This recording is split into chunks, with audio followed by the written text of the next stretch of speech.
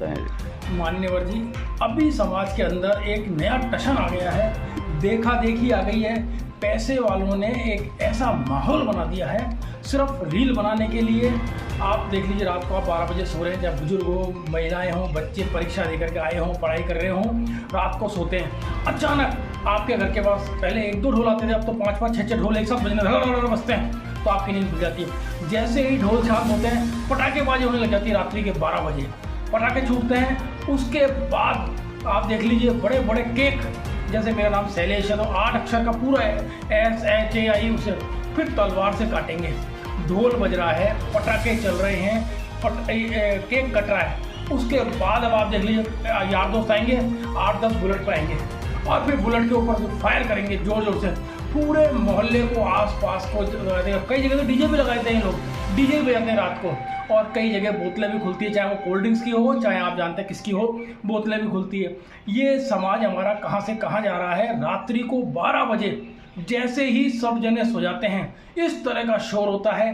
बुजुर्ग लोग जो बीमार हैं घरों के अंदर, आस पड़ोस वाले, क्योंकि आपस में रिश्ते खराब ना हो, आपस में दुश्मनियाँ ना हो, इसलिए बोलते नहीं हैं। परंतु आज स्थिति बद से बदतर हो गई है। आप देख लीजिए, पड़ोस में जो रहता है वो इतना परेशान है। आपका बर्थडे है तो कहीं और अच्छी जगह जाकर, वृद्धाश्रम में या कहीं पर सार्वजनिक जाकर के लोगों को कुछ बांटिए, पर वो चीज़ें नहीं होती। आजकल सिर्फ देखा देखी के अंदर पैसे वालों ने ऐसा कर दिया, और पैसे वालों को चक्कर में गरीब भी और मध्यम वर्ग भी इस तरह का टशन दिखाने के लिए खर्चा करता है। और फिर जब डिप्रेशन में आता, सुसाइड कर लेता। अगर उसके घर में नहीं होता कि मेरे पापा ने पैसा खर्च नहीं किया, मेरा बर्थडे इस तरह का नहीं मना, तो फिर वो गलत कदम उठा लेता है। तो मैं प्रशासन से निवेदन करूंगा कि रात्रि को 12 बजे इस तरह का जो आयोजन हो रहा है, ये खुली, आप एक और तो कहते हैं पटाखे, ग्रीन पटाखे, जब दीपावली आई ग्रीन पटाखे चलाओ।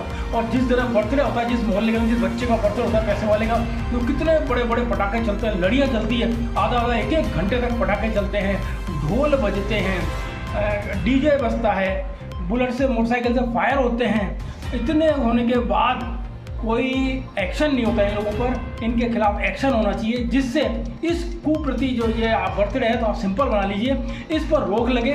आज आस पड़ोस वाले जो बीमार बुजुर्ग हैं, बच्चे हैं, परीक्षाएं, आजकल रोजाना परीक्षा हो रही है, पहली से लेकर के जब तक आजकल तो प्रतियोगिता परीक्षाएं भी खूब हो रही है। बच्चे पढ़ते होते और एकदम माहौल से वो डिस्टर्ब हो जाते हैं। तो इस पर रोक लगनी चाहिए, कड़ाई से रोक लगनी चाहिए। संबंधित थानों के थाना प्रभारियों से निवेदन है, अगर इस तरह का कोई करे तो उसके खिलाफ कानूनी कार्रवाई होनी चाहिए। कानून में भी ये प्रावधान है कि कोई भी न्यूसेंस करे तो उसके खिलाफ कार्रवाई हो। और इस तरह का न्यूसेंस सबको परेशान करता है। मैं भी रात को सोया था अभी 3-4 दिन पहले, तो देखिए आप रोजाना पटाखों की आवाज़ तो रोजाना आपको आई है, रोज देखते ही हो, बर्थडे कहाँ ना कहाँ बनता ही रहता है। तो कृपा करके इस पर रोक लगे। युवा पीढ़ी को भी आप क्या संदेश देना चाहते हैं? युवाओं से मेरा निवेदन है, हाथ जोड़ करके इस अंधी भागम भाग में ना लगे। आप जाइए, बुजुर्गों, अपने माता पिता से, दादा दादी से आशीर्वाद लीजिए, उनके आशीर्वाद से थोड़े फल बांटिए। वृद्धाश्रम है और भी जहाँ गरीब पे जो खाना बदोश दिखते हैं, फल बांटिए, मिठाइयाँ बांटिए, जो आप कर सकते हैं कीजिए। परंतु आप जो अब देखिए, आप केक काटते हो, 10 अक्षर का आपका केक है, खाते आप 1 पीस हो, परंतु वो सारा मुंह पे मार रहे हो या इधर उधर फेंक रहे हो, व्यर्थ जाता है ये पैसा। इस पैसे को आप किसी को दीजिए, वहाँ जाकर के वृद्धाश्रम में दीजिए, गौशाला के अंदर दीजिए, कबूतरशाला के अंदर दाना डालिए।